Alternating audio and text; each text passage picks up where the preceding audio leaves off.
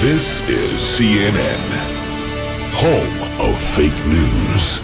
Our top story this hour is a major mistake at CNN. The cable news network has been forced to retract what was considered a potentially bombshell story connecting President Donald Trump to Russia, saying it did not meet the company's editorial standards. RT correspondent Anya Parampil tells us why the story fell flat and how CNN is responding. The most trusted name in news is on the defensive as of Friday night when what was sold as an explosive report linking President Trump to Russian investment bankers was replaced with this editor's note. On June 22, 2017, CNN.com published a story connecting Anthony Scaramucci with investigations into the Russian Direct Investment Fund. That story did not meet CNN's editorial standards and has been retracted. Links to the story have been disabled. CNN apologizes to Mr. Scaramucci. The story was concerning this man, Anthony Scaramucci, an American financier who served as an advisor to the Trump presidential campaign and sat on the Trump transition team. It alleged the Senate Intelligence Committee was investigating Scaramucci for a meeting he held with Kirill Dmitriev, the CEO of the Russian Direct Investment Fund, 4 days before Trump's inauguration, all based on an anonymous congressional source. The report, written by a 2012 Pulitzer Prize finalist, said the Russian Direct Investment Fund is overseen by the state-run VEB Bank, currently sanctioned by the U.S. government, and that the meeting could have included a conversation about the lifting of sanctions on the fund. There's just one problem. The fund is not, in fact, operated by the state-run bank. As a spokesperson for the RDIF told Sputnik, the Russian Direct Investment Fund, RDIF, became an independent sovereign fund in 2016. Consequently, RDIF is not a part of VBE Bank, and its operations are wholly independent of the bank. The meeting, in fact, took place at the Davos Economic Forum on January 16th and was confirmed by Scaramucci to CNN, who said Dmitriev had come over to say hi to him at a restaurant and that he responded cordially. Scaramucci told Bloomberg at the time, quote, "What I said to him last night in my capacity inside the administration, I would certainly reach out to some people to help him. The idea was many months ago to have more outreach with Russia, but also other countries, not just Russia, China, other countries.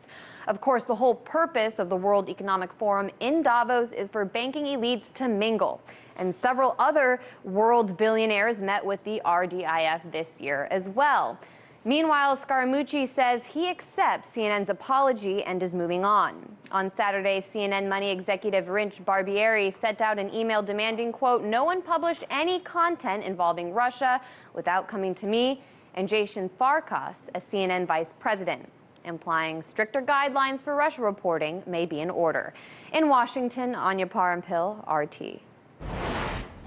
Well, for more analysis, we're joined by legal and media analyst Lionel of Lionel Media. Thank you so much for joining us today. And Lionel, as we just heard in Anya's report, CNN's investigative reporter, Thomas Frank, we're not talking about a commentator here, but an investigative journalist wrote a report now retracted that the Senate committee was looking into a $10 billion Russian direct investment fund as part of its investigation into Russian connections of Trump's son-in-law and advisor Jared Kushner. So we all know that BuzzFeed noticed the story, that it was deleted, and then they contacted CNN about it. So the editor then released a statement that the story did not meet CNN's editorial standards and has been retracted. But Lionel, the editor's note didn't say which parts of the story failed to meet the company's standards. So how big of a deal is this and why the story was pulled?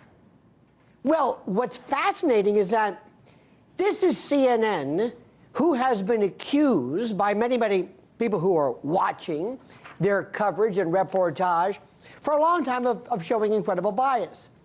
Remember, this is the same CNN whose Donna Brazil was basically feeding questions. No problem with that.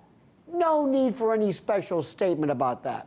Think of all of the accusations, all of the instances where people have said you're showing incredible bias or misrepresentation or what have you. No mention. But all of a sudden, the tenor, the specifics of this, the certitude, the absolute glaring clarity And you bring up a very, very good point. What journalistic, I bet I say this almost comically, what journalistic or what editorial policies are you even talking about, much less this? There's a bigger story that's behind, I think, this. Not just this particular story.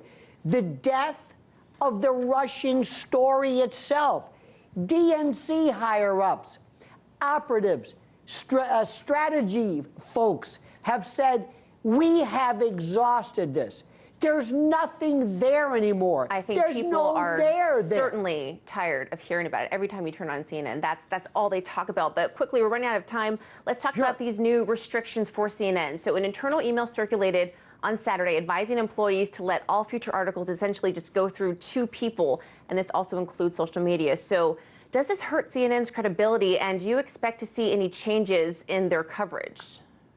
Well, to those individuals who already know about CNN, including, I think, me and anybody with 2 neurons, this just confirms their slapdash way of doing news. How they're going to spin this is that, see, you see what we do, how we handle this, when we're informed that we might have been less than accurate, this is the type of arduous standards. So they're going to spin it accordingly. They're going to need to do something.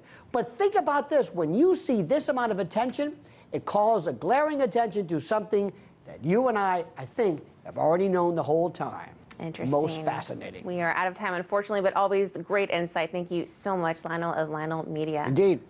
Thank you. Thank you.